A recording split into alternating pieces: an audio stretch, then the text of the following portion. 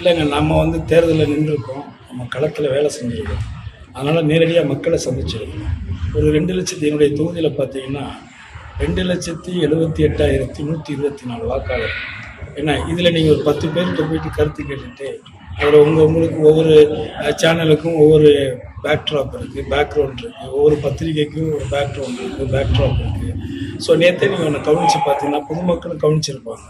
அதாவது கரெக்டாக 6:30க்கு ஒரு 5 சேனல்ஸ், அந்த 5 இது மாதிரி கருத்துக்களை கேட்ட நிறுவனங்கள், ஒரு 5 நிறுவனங்கள், எல்லாமே தனியார் நிறுவனங்கள் தான்.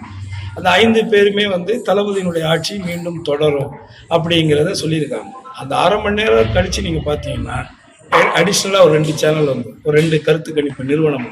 அந்த 2 நிறுவனம் வந்து ஒத்தையில பழனிசாமி தான் வந்து சிஎம் ஆவார் அப்படின்னா அது ஒரு கருத்து கணிப்பு. இது அப்படியே தொடருது. ஆனால் இந்த 1 மணி நேரமாக பார்த்தீங்கன்னா யாரும் ஒருத்தரும் விஜய்ங்கிறவர் ஒரு இடத்துல வருவார், 4 இடத்துல வருவார், 8 இடத்துல வருவார், 10லேருந்து 15 வருவார்னு சொல்லிகிட்டே இருந்தாங்க இந்த 1.5 மணி நேரமாக. திடீர்னு பார்த்தீங்கன்னா அதுக்குள்ளே ஒரு லாஸ்ட் ஒரு 1/2 அன் ஹவரில் ஒரு 2 நிறுவனம் வருது.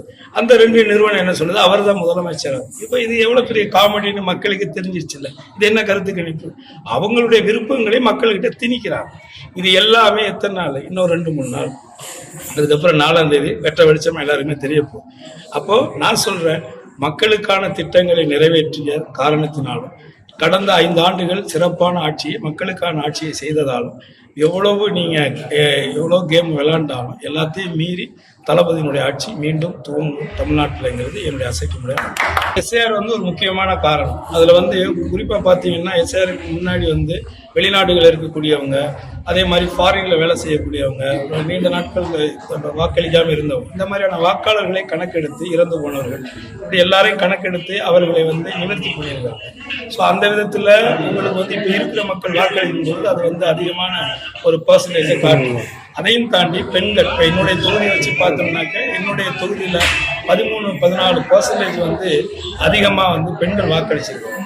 ஸோ அதனால் இது ஒரு ஆரோக்கியமான விஷயம்தான். ஸோ அது போக நிறைய நியூ கமர்ஸ் எலெக்ஷனில் போட்டிடுறாங்க, ஒரு 5 முனை போட்டி நடந்திருக்கு. ஸோ வாக்குகள் பிரிஞ்சிருக்கும். அதனால் ஏற்கனவே திராவிட முன்னேற்ற கழகத்தினுடைய நிரந்தரமாக அந்த கொள்கையின் பிடிப்பால் இருக்கக்கூடிய மாநில சுயாட்சி காப்பாற்றப்படணும், தமிழர்களுடைய உரிமைகள் பாதுகாக்கப்பட்டு நினைக்கக்கூடிய தளபதி தலைமையிலான ஒரு திராவிட முன்னேற்ற கழகம் நிச்சயமாக மீண்டும் 200க்கும் மேற்பட்ட தொகுதிகளிலே வெற்றி பெற்று ஒரு அசுர பலத்தோடு ஆட்சியை மீண்டும் அமைப்பார் அண்ணன் தளபதி ஸ்டாலின் அவர்கள் அப்படிங்கிறது என்னுடைய ஆழமான ஒரு நம்பிக்கை, என்னுடைய கருத்து.